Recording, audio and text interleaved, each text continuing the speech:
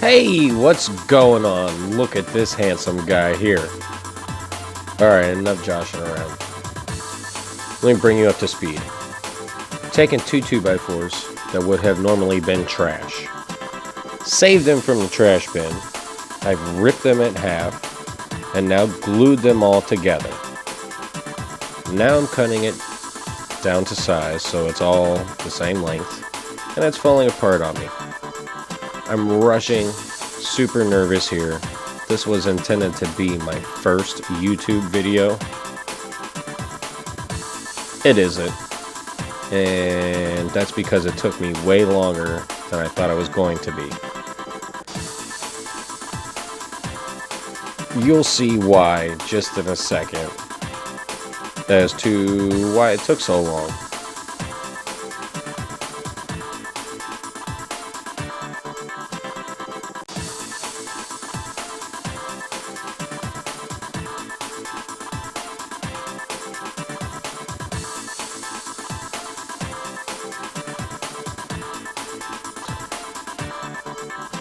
It's a really good thing I left them rubber bands on there because yes, it did fly out at me. So this is a completely another day. I've glued it together and actually let the glue dry. And I have it spinning. And look at that. Doesn't that look awesome? It spins like a spiral. I don't even know what the heck you would call that. That just looks cool the way it's spinning like that. And it does it too with it slowed down at normal speed. Obviously this is sped up to make the video a little bit shorter. But it's really cool.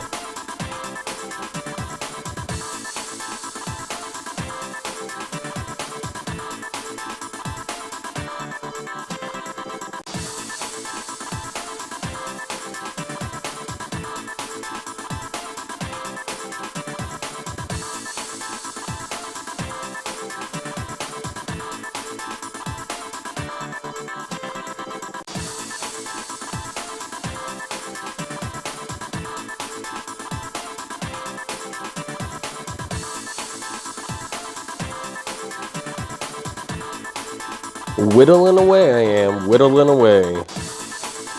Cutting that wood.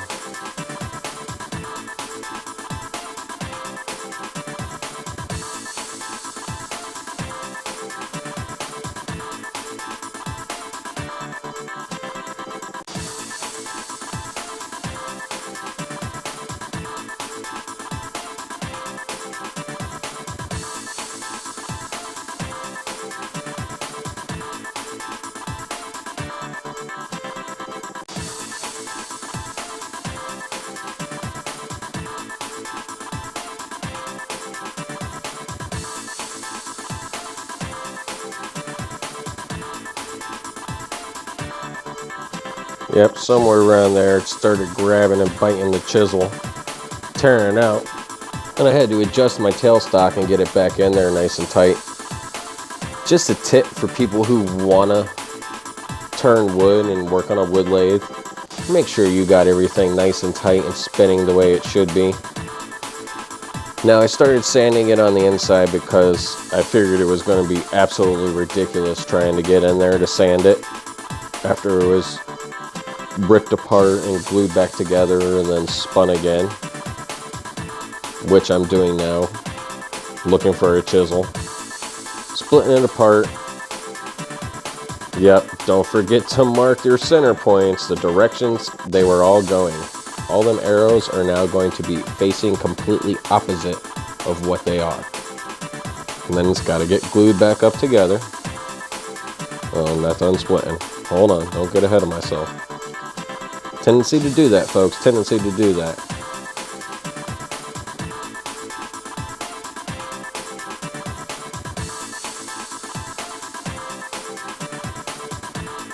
Oh, it puts the lotion on the wood.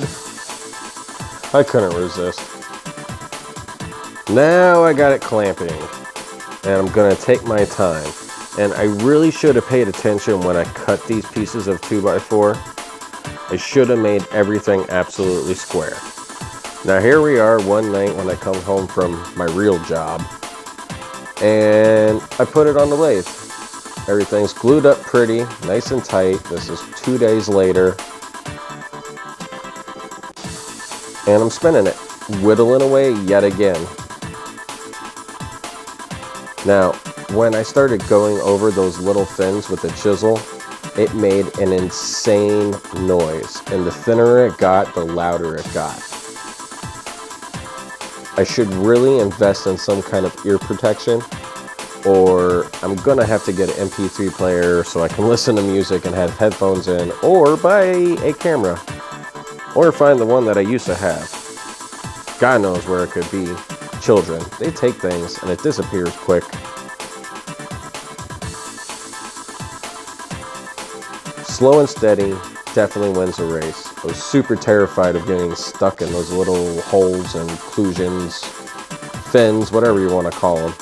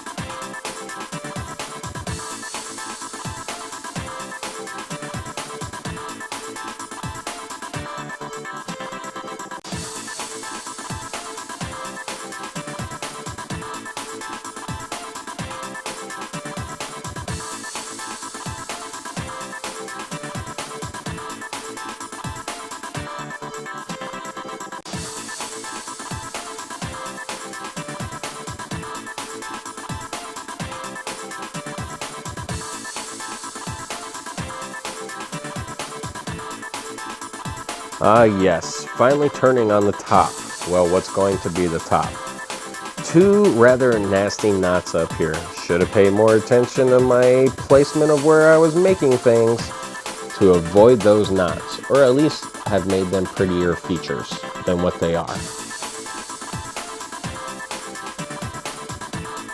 Getting very frustrated I am.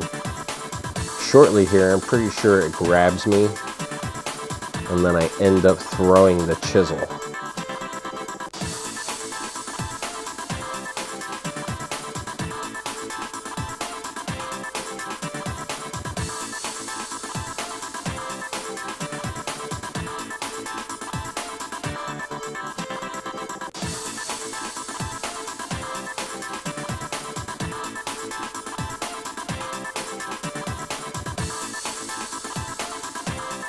Yep, there it went, through the chisel. Here we are, another day. Another day, and I've done some work off of camera. And now we've got it way looking better. Trying to part off the top and the bottom.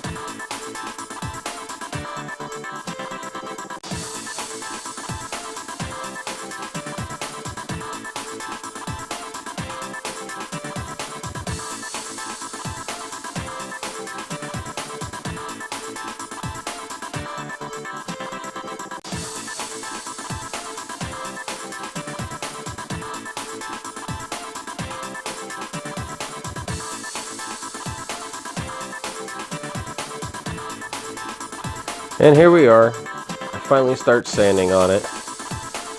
I had to remind myself that I wasn't trying to make this perfect. This is all just to learn. This is the view from over top of it. Oh my God, was it hypnotic. I felt myself getting sleepy so many times.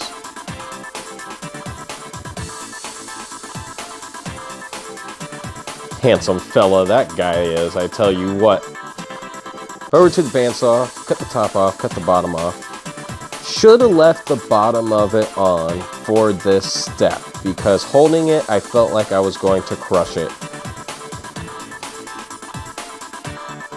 Now, if I would have left the bottom on, I would have been able to hold it in the drill press vise and drilled it nice and pretty, even with a spade bit. A lot of people don't like them. I like using them. I'm used to using them. Used them a lot over the years. Was using the Dremel stopped working, so now I had to take the sanding pad wheel, whatever you call it, out of the Dremel and put it in a drill press, so I can finish cleaning up the inside of it there. Yep, there goes that Dremel. Had it for years. It's on the floor now. Dark walnut. I used a lot of stain. When I do anything, I make a mess. Why? Because, I don't know, I just do. Messy fella. I usually come complete with my own towel though. Should have spent more time cleaning up all the excess glue, because where I did it, it looks like shit.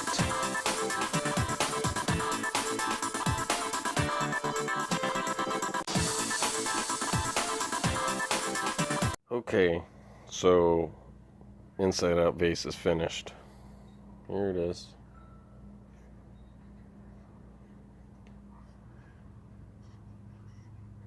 It's pretty cool looking. It's definitely ugly. I did not do a very good job of it. Plus sun, so you can see it more. There we go, that's better.